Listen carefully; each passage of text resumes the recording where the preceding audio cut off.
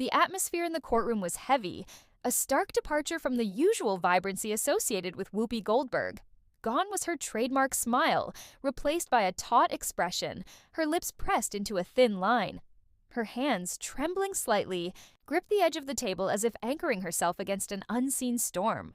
The lights were dimmed, the chatter reduced to a hushed, almost eerie silence. This wasn't the polished chaos of daytime television. This was raw, unfiltered reality. Across the room sat Carrie Underwood, the country music superstar, her gaze calm yet piercing, exuding a quiet resolve. She wasn't holding a microphone today, but an $800 million defamation lawsuit aimed squarely at Whoopi Goldberg, Joy Behar, Sunny Hostin, and their network, ABC. What began as a seemingly innocuous comment on The View had spiraled into a cultural and legal reckoning, one that promised to reshape the landscape of media accountability. The saga started innocently enough. Carrie Underwood, a beloved figure with millions of fans, was invited to perform at Donald Trump's second inauguration. For her, it wasn't about politics. It was about music's power to unify, to bridge divides in a polarized nation. She chose to sing America the Beautiful, a patriotic anthem meant to inspire hope and togetherness. But what was intended as a moment of harmony became a lightning rod for controversy. The backlash was immediate, particularly from the hosts of The View, whose sharp-tongued commentary transformed a single performance into a full-blown scandal. The morning after Carrie's announcement, The View studio buzzed with its usual energy until the topic turned to her. Joy Behar, with her characteristic smirk, flung her hands in the air. "Carrie Underwood," she said, her tone dripping with disdain, "is either completely oblivious or actively involved." The audience's response was mixed. Some clapped, others gasped, but Joy pressed on. She says she loves our country. How do you love your country and normalize someone who's a convicted felon who wants to destroy it, in my opinion? Sunny Hostin leaned in, her eyes sharp. "Let's call it what it is. Carrie siding with that administration isn't about unity. It's about aligning with hate." Then Whoopi, grinning as if she knew she was about to go viral, delivered the knockout blow. "Oh, Carrie must think this is just another country tune. Sweetheart, this isn't a love song. This is a political catastrophe." The studio erupted. In laughter, the crew chuckled, and the segment moved on. Carrie's name vanished from the teleprompter, but the damage was done. For most celebrities, the response might have been a fiery tweet or an emotional Instagram post. Not Carrie. She didn't take to social media or grant tearful interviews. Instead, she picked up the phone and called her lawyers. Sources close to her revealed she was stunned, not by the criticism itself, but by its venom. This wasn't political discourse. It was personal, a calculated attack disguised as banter. The View's hosts hadn't just questioned her decision. They'd mocked her character, her intelligence, and her faith. The fallout was swift. A major endorsement deal with a health brand fell through, a performance slot at an awards show was quietly canceled, and whispers spread that Carrie had become too controversial to work with. Weeks later, Carrie filed a lawsuit that sent shockwaves through the entertainment industry. The defendants, Whoopi Goldberg, Joy Behar, Sunny Hostin, and ABC. The charge, defamation, media bullying, and a deliberate attempt to tarnish her reputation. The amount, a staggering $800 million. Her legal team came armed with a mountain of evidence, transcripts of the segment, production notes, and internal emails that painted a damning picture. One email, titled "Use Carrie to Stir Outrage," instructed producers to let Joy go after the patriotism angle. Whoopi can deliver the final blow. Another revealed a producer's note.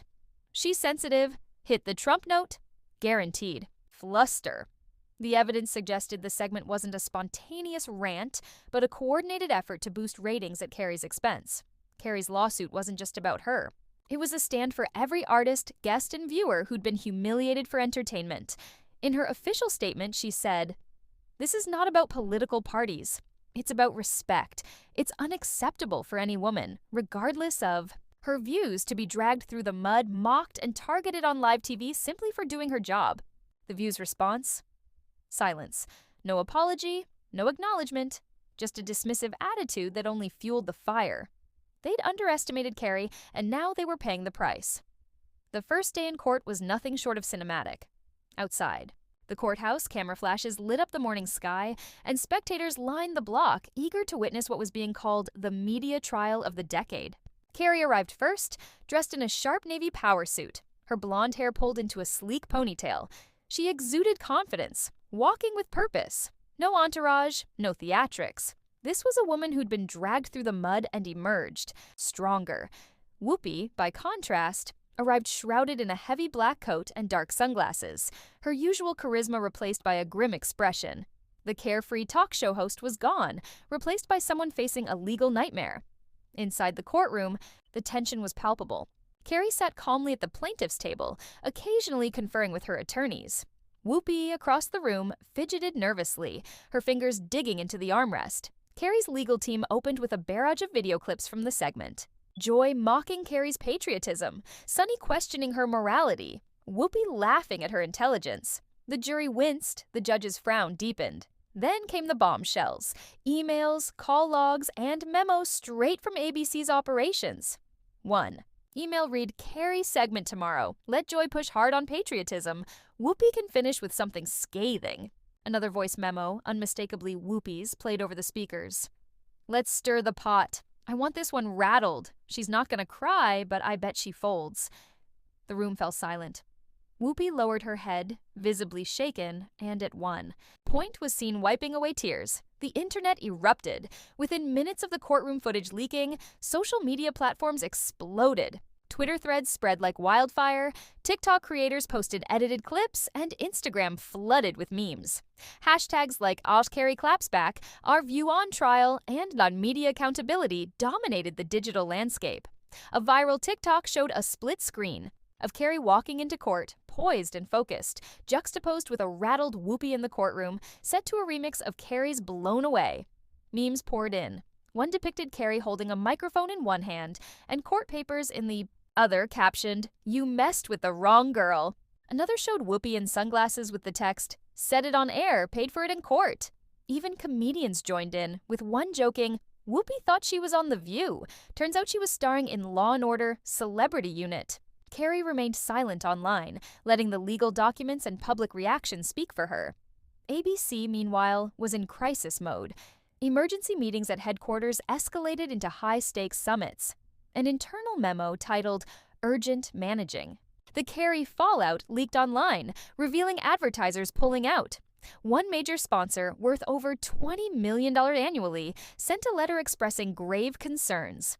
Viewership numbers began to drop, and The View, once a daytime TV juggernaut, was becoming a liability. Joy Behar reportedly expressed regret behind the scenes, stunned by the fallout. Sunny Hostin, a lawyer herself, went silent, rumored to be securing her own counsel. Whoopi faced the most scrutiny, with ABC reviewing her contract amid whispers of suspension or termination. The lawsuit's implications stretched beyond the courtroom. Commentators began asking whether The View had pushed too far for too long. Was it time for daytime TV to face the same accountability as other industries? If Carrie won, the precedent could reshape television. Talk show hosts might have to think. Twice before speaking, producers might reconsider gotcha moments, and networks might realize that reputations aren't just punchlines, they're liabilities. Carrie's fight wasn't just about clearing her name, it was about challenging the culture of cruelty perpetuated by some of TV's most influential voices. Social media became a battleground. Conservative outlets hailed Carrie as a hero standing up to the left-wing TV elite. Progressive voices were divided. Some defended The View, others admitted the hosts had crossed a line. Legal analysts called the case a cultural reckoning, with one tweeting, "This isn't just a lawsuit, it's a warning shot to every talk show host who thinks they're untouchable." Podcast hosts, YouTubers, and commentators dissected every detail, from the damning emails to Whoopi's courtroom tears. The public, even those unfamiliar with Carrie's music, rallied behind her, seeing her as a symbol of resilience against media overreach. Carrie's statement resonated deeply. This is about every artist, every guest, and every viewer who's been humiliated for entertainment. It ends now.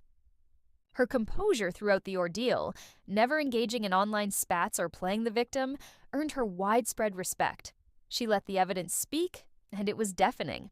The lawsuit exposed not just The View's tactics, but a broader pattern of unchecked commentary and on-air attacks. For years, hosts like Whoopi had thrived on bold, unfiltered opinions, but this time, that boldness came with consequences.